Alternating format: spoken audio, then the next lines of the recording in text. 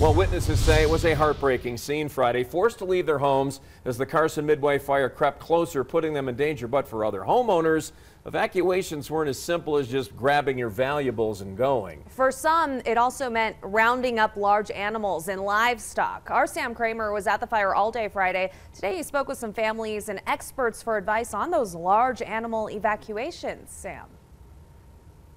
Yeah, Rob, Elizabeth, the Overbay family knew it had a better situation than others. Living outside of the fire's path, they took time to think critically about the best way to take their horses, calf, and other animals to safety. But they know time may not be on their side if disaster strikes again. And yet it was probably still 2 miles away.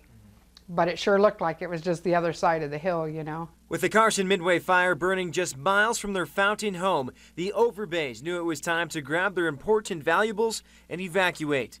And in this case, that meant more than just social security numbers and old photos. It was just more about what was living, protecting, feeling that ownership and that need to protect them because they couldn't protect themselves. Susan and her husband Mike, like several other evacuees, also helped large animals like horses and calves get to safety.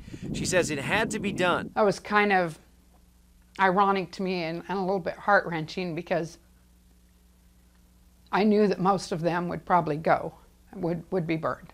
But for others, especially those that didn't have much time, the process wasn't as smooth. That's why the Humane Society of the Pikes Peak region recommends creating a plan before disaster strikes. People need to think in advance of how they're going to respond and evacuate with their pets. The most important thing is that they take their pets with them. Having a place to take your animals outside of the impacted zone is also important, and Susan says there's value in practicing that transportation as well. It would be nice to make sure all of your large animals, horses and such, know how to load in a trailer so that if they have to get out of here quickly, it's not a problem.